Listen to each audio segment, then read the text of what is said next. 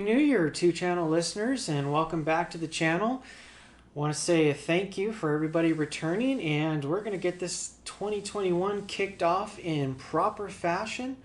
Many of you have been asking me to review the Tekton Lores ever since you've seen that I was using these in other videos, and I resisted those efforts for a very specific reason. Now, I'm very familiar with both ZU and Tekton, and in order for me to want to take the time to go into the deep dive on the Tekton lore, I just knew I had to make it exciting, and I knew that I had to have its cousin companion, the ZU Omen Mark 1. Doesn't get more close when it comes to specs and price, and it's only appropriate that I review these two speakers together, and I was able to get my hands on a Mark 1, albeit these are the Rev B 2012. April 2012 was when these suckers were built, and I have them on review for you guys. So let's kick this son of a gun off in proper fashion as stated, and talk about the specs and the two companies real quickly. So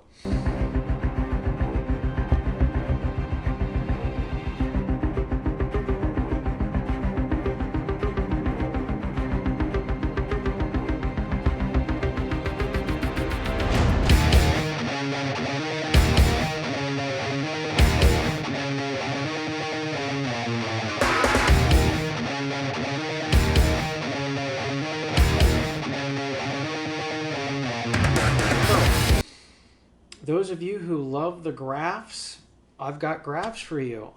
Next to me in the video, I will show you that you get to see the Eminence B102 drivers that are used in these particular speakers and used throughout the ZU range, albeit that ZU does a lot of their in-house modifying of that B102 driver. Then they differentiate from there with the type of tweeters that both companies use. It is not by accident that Sean Casey of ZU and Eric Alexander of Tekton happen to be friends and known each other for many years in the Utah region. Interestingly enough, I could also say appropriately that you have the Orem, Utah camp against the Ogden, Utah camp. Also, I have to say that, interestingly enough, about northern Utah, you've got RBH, you have Speaker Lab Electrostatics, you have Wilson Audio, and I know I'm forgetting a few others out there, but there must be something in that the Utah mountains that's producing all these crazy awesome speaker companies.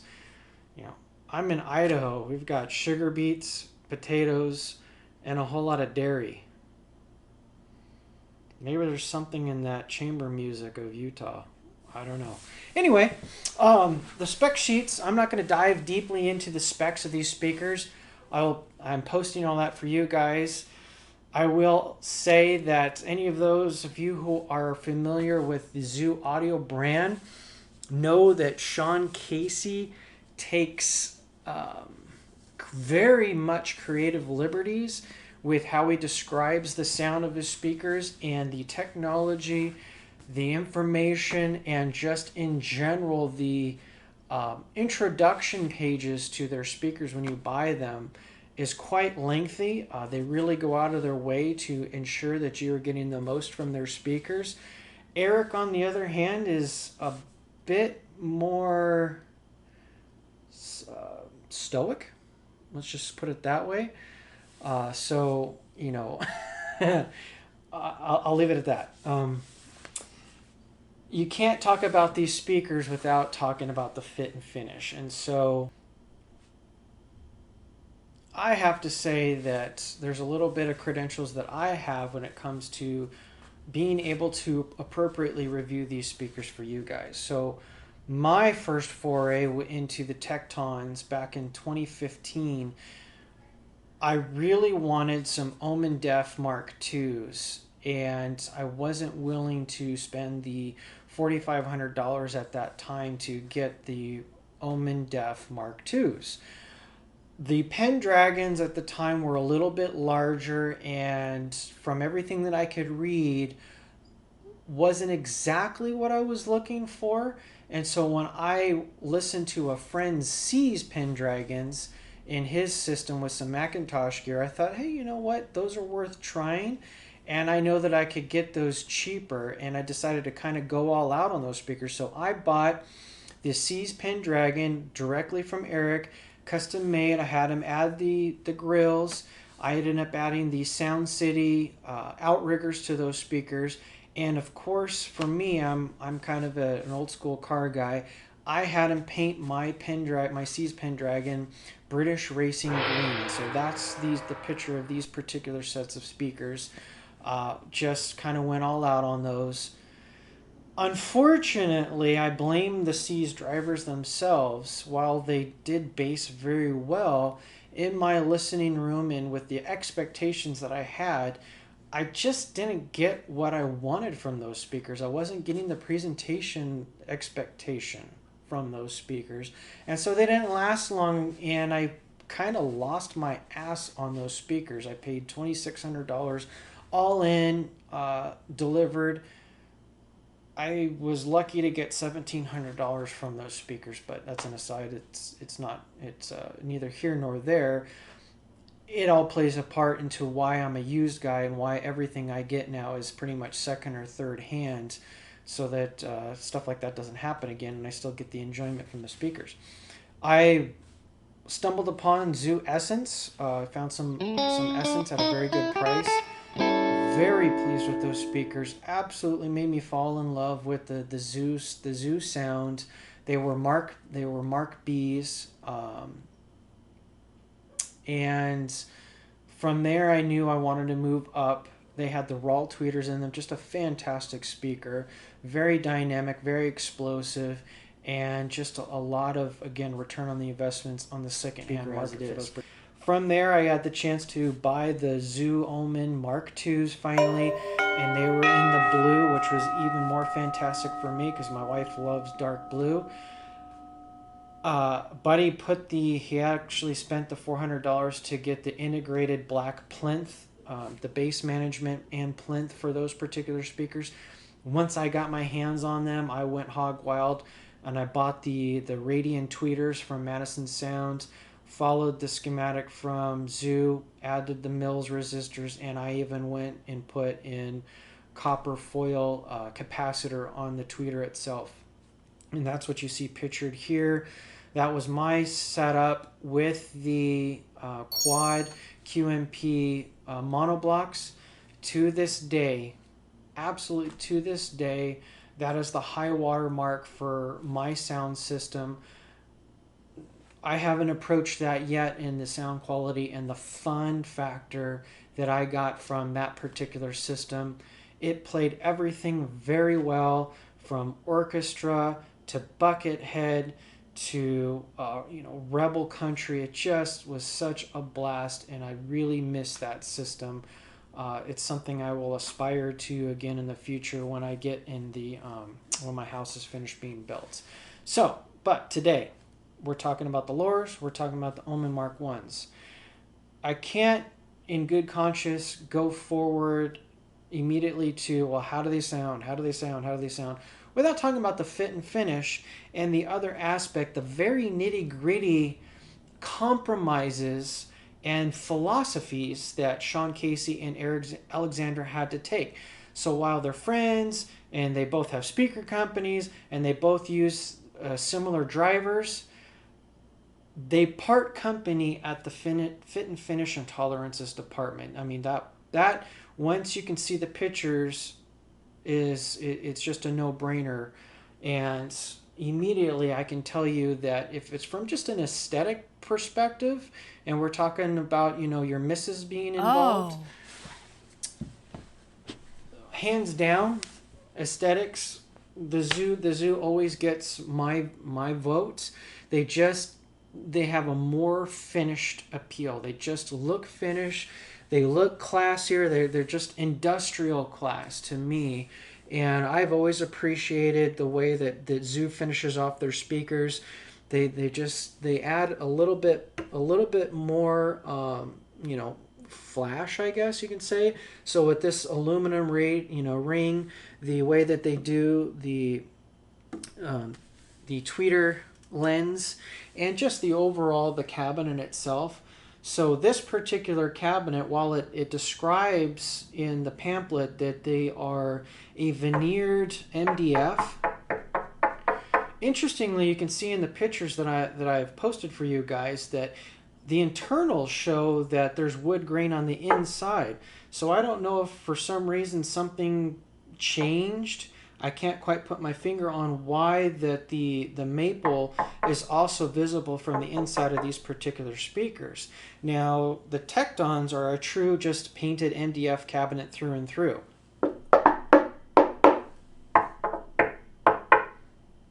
That right there tells you something. So, you know, fit and finish, bar none on the ZUs. And then I would also like to say that in the compromise department, you're dealing with speakers that, you know, for what they are, $1,000 retail. So there has to be these obvious compromises, and then you can say that the philosophies in those compromises are shown in how these speakers are fit and finished, where the money goes. When the nickel hits the road, you get to see, okay, you know, this designer really went out in this direction, this designer went out in this direction. And here's where, you know, my appreciation for the finer details of the ZU comes into, you know, context for you guys. Here's the wood screw that, you know, Sean Casey's crew uses on their ZUs. And that's the screw that's used to hold in the 10-inch driver of the Tektons. So when I pulled the drivers off to do some internal pictures for you guys, in putting the drivers back in, there was such a what do I want to call it?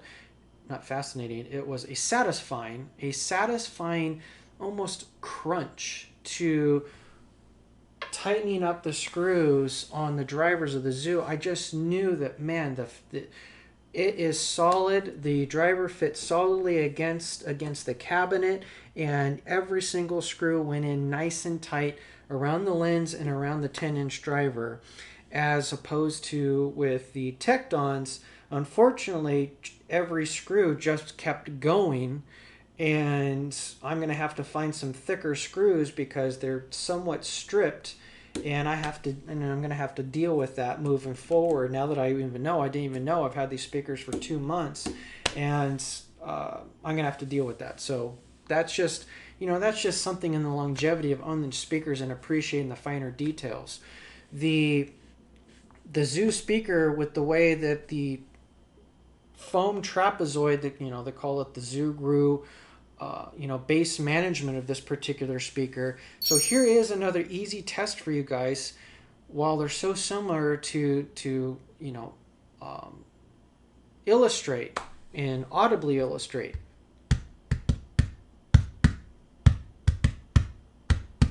Has a dampened sound to it. Maybe it doesn't translate on the video, but it has a very dampened sound to it in the speed and the roll off. You can simply already hear that now. Open, boomier, and, you know, forgive me, but it's easier to tell that this plays down to 35 hertz, this plays down to 30 hertz. With that simple test, no brainer that you're going to get a different kind of bass quality out of these two speakers. And again, with that internal trapezoid that goes down to the very edges of the bottom of the cabinet, where it has those finger ports that I also took pictures of for you guys, and I was able to shed lights up into the cabinet and show that you could see all the way to the driver along the edges of that trapezoid as it touches the 10-inch driver. The other really nice thing about the fit and finish of the ZU is the fact that they give you a really cool plate. So they give on the back, up above the binders, they give you a serial number plate that will change as you update the speaker. So ZU does something else that I applaud them for. You can upgrade your set of speakers. So you can get their latest tweeters, and when they update drivers, cabling, different types of caps. You know, where they really rely more now on the clarity MR clarity caps. So you can buy what they call Mark II or Mark B in some cases. They're upgrade kits. You order it from them, they send it to you. You send back the old drivers or the old gear, and then they give you a refund. So plus you get this new plate that basically, for like the Essence that I had, it was Rev B, or for other products it could be, you know, their Mark II status. And so, you know, that to me is that goes the extra mile in allowing folks to not have to buy entirely new cabinets, entirely new speakers. They can upgrade and update as it goes along, a lot like what NAD does, but for your speakers. The cost-cutting side of Eric's speakers. Well, Eric puts a hell of a lot of money into the drivers, and that's where, you know, the Tektons come in. It's a painted MDF cabinet through and through. Hardly no, you know, dampening material on the inside, so different ring to the cabinet, a little bit, you know, more depth to that ring. It's a bigger cabinet, 12 by 12 by 36 inches, 12 by 13 by 39 inches. And, you know, so you have more cabinet volume, but you also have the big base ports coming out the front versus the finger ports at the bottom of the ZU. And I'll explain again, going back to the differences in the sound and the bass, and the, you know, the persnicketiness of tweaking the ZU. The Tekton, it's a straightforward speaker. This Lore is a straightforward speaker. You place it in your optimal area of your room, and with the way the bass ports are and the way the speaker, you know, works, it is or it isn't. And, you know, I can't really say much more. I mean, it's another reviewer said, and I agree with this, that it's a more polished do-it-yourself look. The aesthetics of the speaker are very straightforward, not very wife-friendly at all, aside from the really pretty gold Audax tweeter. There's no plate.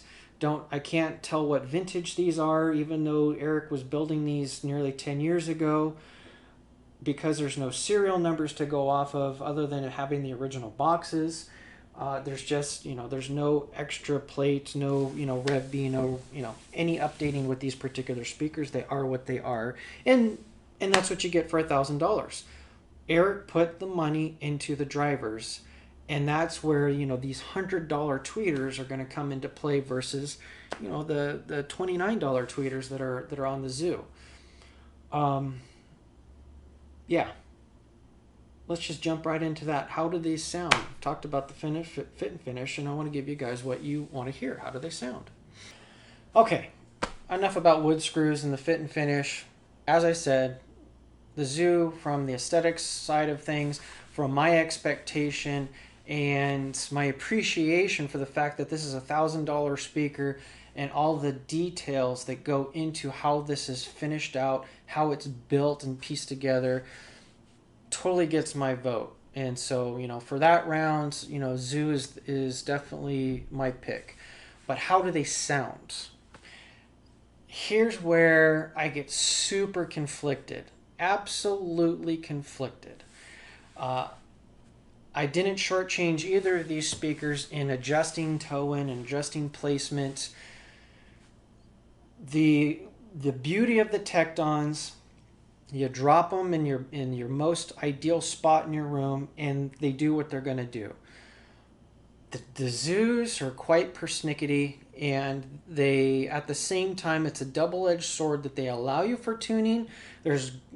Sean goes into great detail of how you can tune these speakers, the playing around, starting with the bass, then the mid-range, and then the last finite details of adjusting for the treble. And he goes into detail in the papers that come with these, the PDF files.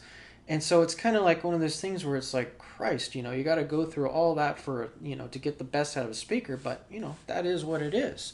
So, you know, in order to be fair to both, I adjusted the feet. It's at a disadvantage to the fact that the 3 inches for this particular speaker with the same driver being more at where my ears are at was ideal for the Tektons, and I had to really adjust the front feet of the ZU. But as you do that, because it has the finger ports at the bottom, it slightly changes the bass, and it has an effect on the sound of the speaker. So I had to be real careful of not overdoing one way or the other. Both speakers were equally 14 inches off the back wall. It's about what I could do in this room to keep them the same 8 feet of distance to my ears. So both speakers were exactly 7 feet apart, center to center, and I towed them into basically where 10 feet beyond me they would cross over. ZU says that you can be a lot more liberal with that and place them right at you.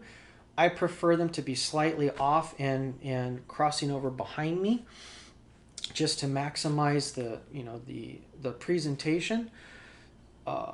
Having done all that, every song I used had 3 turns per speaker.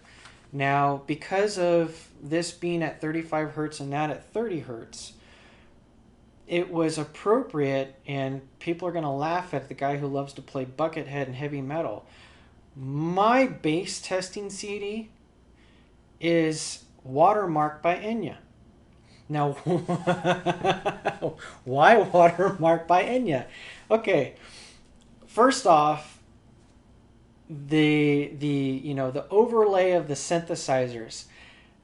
If you have a good setup and you have good front end electronics and the right room, you would be amazed at the prodigious amounts of bass that can come from the Enya tracks, and the different types of bass, the keyboards, the synthesizers, and she uses a whole length, like 5 different types of synthesizers. And then there's another couple of unique percussion instruments for her tunes, especially Storms in Africa, where they use those rototoms. I'm probably saying that wrong, and you UK guys are yelling at me. And nevertheless, you hear bass quality. Yes, in Enya you hear bass quality, and you hear the different types. And I'm telling you, in the right setup, there's bass from every direction coming at you with that particular CD. And that's why I like to use it, because with the different type of technology that's in this, I really had to get an idea of the type of bass that the ZU is giving me versus that more open, energetic version from the Tektons.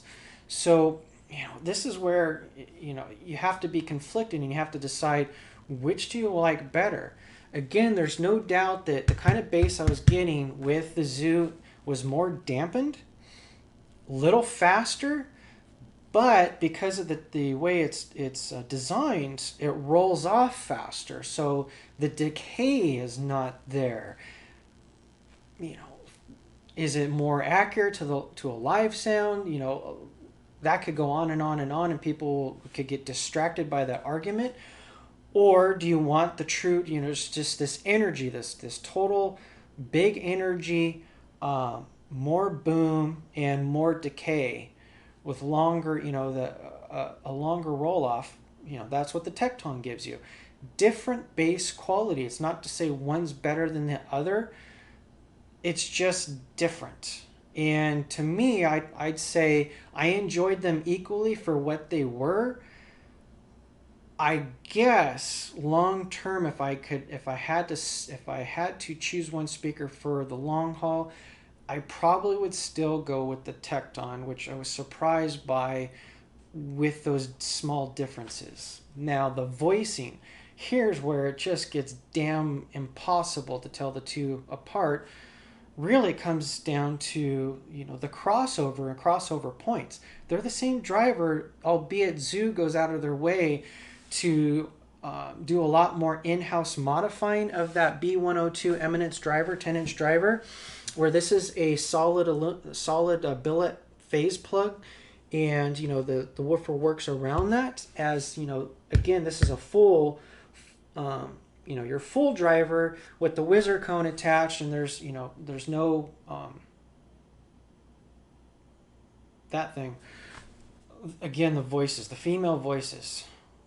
Nora Jones, Sia, Melody, and a bunch of other things, but I really focused a lot more on Nora Jones this time for some of her intimate tracks. Oh my gosh, it really, even with the differences in the crossover and the implementation, the female voice, they excel at that. For $1,000 speakers, these two guys just, they excel at that. There's no real serious differentiation among the two. Sean goes out of his way to say, you know, the importance of the human hearing and it focusing on, you know, the mid-range voicing. Similarly here, it's all about that mid-range voicing and where the full range driver takes the brunt of everything and gives you just that presence of mind, that smooth vocalization that's out in front, and it just has that nice solid energy that sounds like, you know, they're in the room with you, and it's got a nice intimate appeal. So to both of them, it was absolute draw as far as the mid-range goes, and you know, the voicing, especially with the females. Now from the treble energy and, you know, some other points of differentiation, here's where I have to say, in a drag race, the Tektons start to ever so slightly pull away from, you know, the ZU brethren. Track number 2, Lentil on Sia, the separation of the instruments. I mean, I really had to pay attention. The way that the drum, you know, the drum opening and how it's off to the left, and then her voicing comes in, then you have the piano overlay. It just, I can't give it a full 10% difference, but in between 5 and 10%, the instrument separation in themselves, the Tekton definitely fleshed that out for me. And overall, while I like huge energy, while I like bombastic, and both speakers can deliver on bombastic, I still want a certain level of refinement and a certain level of detail, which I'm super conflicted, because when it comes to the fit and finish and the cabinet designs, I assumed that the ZU, with its refined nature, would have bested the Tekton on those more minute details. However, I'm also attributing to the fact that the Tekton, as far as its crossover and its superior tweeter, I mean, bar none, this Audax Gold tweeter is superior to the Eminence tweeter that's used in the ZU. And for those who know clip speakers and old school clip speakers and Bob Kreitz, you know, they rely on the Eminence tweeters as well. And I can just say that, you know, knowing that, having grown up with that and understanding those differences, this Audax tweeter definitely beats out as far as those really last, you know, those last ounces, those last, you know, frequencies of fleshing out the details. And again, the instrument presentation, the instrument focus, and the separation, the sound separation of being able to close your eyes and go, oh yes, that is actually 2 more feet off to the left. The backup singers are off to the right by a couple more feet, and the piano overlay is up here. It's just, it really did come through in the end that the Tektons gave me more of that sound separation, and I appreciate that for what it is. Real quickly, guys, I wanted to say, and you know, I added this at the last moment because I thought it was too big of an omission for you guys, especially those of you who are super sensitive to metal dome tweeters. I get you. I totally understand that. And I just wanted to give an additional explanation, or expound, if you will, on the fact that you should never be afraid of these particular tweeters, the way Eric uses them. So, you know, I've listened to several metal dome tweeters. I don't know how many different speakers in the implementation thereof, and I can attest to There are designs out there to where that metallic ringing gets annoying and it's too much, and some people have a very specific sensitivity to that. But I will also let you know that I've heard silk dome tweeters and other type of fabric tweeters that sent me screaming out of the room. Again, I don't want to go off on a few different manufacturers, but there was a $3,500 pair of particular. Never mind. I'm not going to go there. Anyway, don't be afraid of this gold Audax tweeter and the way it's implemented in the Tekton. It's phenomenal. It's full of detail. It's sparkle without being annoying. It's sparkle without being fatiguing. I could listen to these speakers all day long. And the other important factoid for you guys is, as far as the sensitivity goes, both are so spot on with the way that their specs are, in that they're 98 dB to 97 dB at 1 watt, both speakers in their implementation. And in my own playback with all the different tunes and over and over and over, I kept them within a max peak of 86 dB on the Tektons, and the ZUs never got past 85 dB. So for every song, they're always within 1 dB of max peak. The average playing was 77 dB. The times where they really stayed high above the 80s, touching those 86 dB, was actually playing the symphonies. And so there you have it.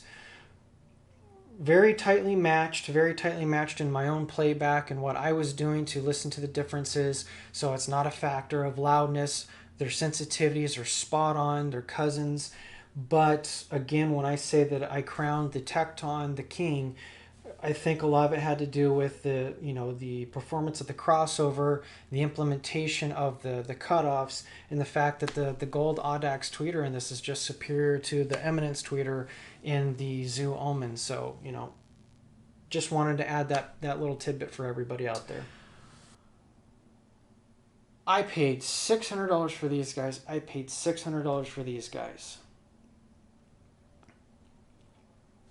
At the end of the day, I have to crown the Tekton the budget speaker of choice over and over and over, as I keep bringing in different products, different components. These speakers continue to be the unbeatable second-hand budget speaker of choice, bar none. So no matter the fact that Eric compromised what I find to be the visual fit and finish, the cabinet construction, and some of the material choices for the speaker itself, he's able to overcome that in his design by using better quality components. And it shouldn't go without saying that for a pair of speakers to where the drivers themselves, the B102s are $100 a piece as well. So you've got $1,000 worth of speakers retail with $400 worth of drivers. That's unheard of at these types of prices. Absolutely unheard of at these types of prices. And the cost cutting of saving $70 on the ZU tweeters, gives you the nice designs everywhere else, but it ultimately fell short of what Eric was able to accomplish with the Tektons. Having said that, while these bad boys are gonna go on sale and I gotta get rid of them, and these guys live another day for another comparison, there will be part 2 to this. I already have a line on some newer ZU Omen Dirty Weekends that have the Mark II upgrades, which basically that one has the latest kit in it with the MR clarity caps. I can't wait to see if that makes a difference. It's also the Eminence 1001 tweeter. That tweeter is like $5 more or so versus the one that's in this one. Is that enough to be 100% on par with the Tekton, or will it outplay the Tekton at that point? You guys will find out in due time. However, you see those Altas right there? Holy smokes. That's a whole different plane. That's a different playing field, those speakers right there. I got to tell you right now. Super duper impressed right off the bat, right out of the gate. Next week, I will be bringing in some Emotiva monoblocks. They're older style Class A's. I want to do basically a budget run on budget monoblocks. And the budget monoblocks will be played with these Tektons, and it's going to be played with the Alta IOs, the Alta Audio IOs. So, you know, this comparison was an absolute hoot for me, guys. Thank you for asking me and bugging me to continue to do, you know, a Tekton review. I still will shout out to Jay over at Next Best Thing Studio. He did a great job on his Tekton review, but I found that it was more necessary that you guys could see a ZU for a Tekton and hear from somebody who's owned several of the different speakers in the families to really flesh out what those differences are. So, you know, my hat's off to Eric. He put his money where his mouth is, and it worked this time. So, you know, for $1,000 speakers, let alone on the secondhand market, $600 to $700, you can't beat these. You absolutely cannot beat these speakers. So, until next time, please keep hitting that subscribe button, and thank you for your comments, everybody.